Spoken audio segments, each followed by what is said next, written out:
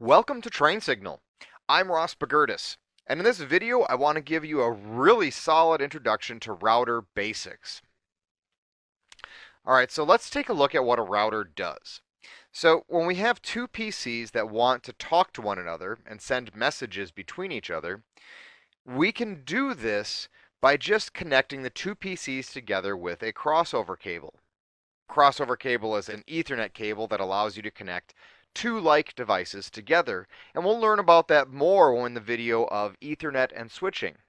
For the time being, know that these two devices are connected together and they have proper setup at the physical layer with the wire and proper setup at the data link layer with Ethernet.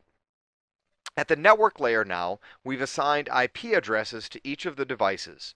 So the device on the left has the IP address 192.168.10.10. The one on the right is 192.168.10.20. Now, because the IP addresses are both on the same network, we know they're on the same network because the network portion of the address is the first three octets, right? The first three numbers in the address is the network portion. How do I know this? Because the subnet mask, which is written right below it, shows that the first three numbers here, 255, 255, 255, represent the network portion of the address. Remember, if we convert 255 to binary, it's going to result in 8 ones. So we have 24 sequential ones here that represent the network portion of our address.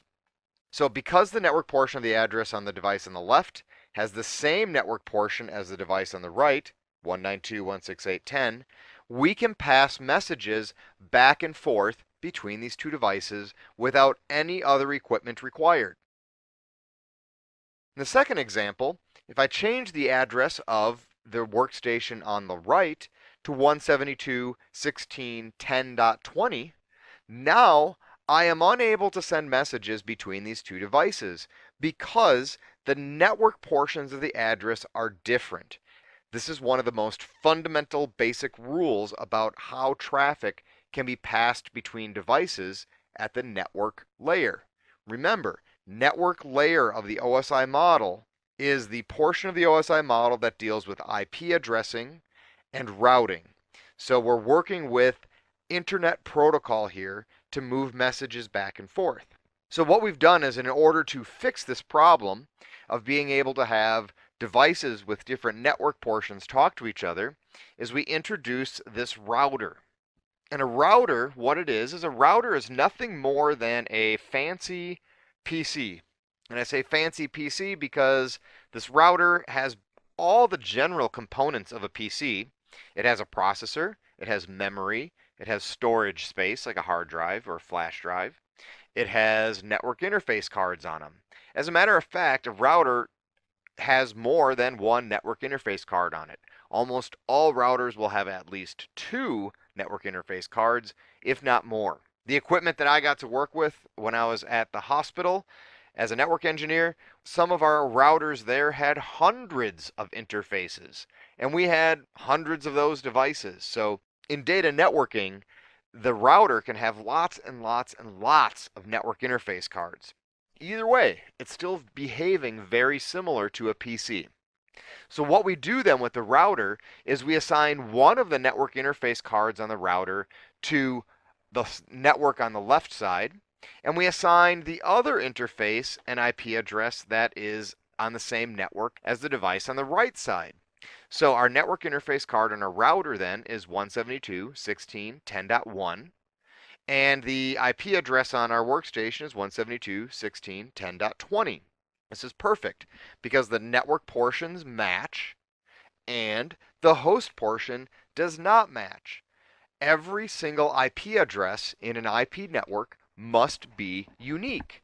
So when I have this set up, on my right, I have two IP addresses on the same network. Same thing on the left. My router is assigned here 192.168.10.1. which has the same network portion as my PC on that side of the network. So now what I've done is I have a device on both sides of the network where both PCs can talk to the router. So both PCs have an IP address on the router they can communicate with. Well, we're going to take a deep dive and take a look at exactly how frames and packets are built in order to move across this network. But for the simplicity part of it, once I put this device in and give it IP addresses on each interface, the router now can actually move the packet from the device on the left to the device on the right without causing any problems. So we need this router in order to get traffic from one IP network to a different IP network. And that's pretty much its sole job. If we take a look at our home network, and this is a drawing that I've shown you before in Introduction to Networking, and this is a pretty simplistic drawing of your home network. I have a wireless computer here, a wired computer here, and then the wireless router, which connects to your cable modem or DSL modem. And if we look at the networking here, we'll find out that unless you have some unusual or obscure setup in your home network, what we're going to find out here is that the network portions of all three of these devices, the laptop, the wired PC, and the inside interface of our wireless router, the network portions on those addresses are all going to be identical. And I actually encourage you to go and log on to your wireless router if you're authorized to do such a thing and take a look at how your home router is set up. Look at the internal network and see what IP address is assigned to it. Look at the internet side of it, see what IP address is assigned to that. And you'll notice that the network portion on the inside of your network is going to be different than the network portion on the outside of your network here. So in my drawing here, 192.168.10 is the network portion of my address on the inside of my network. 203.0.113 is the network portion on the outside of my network.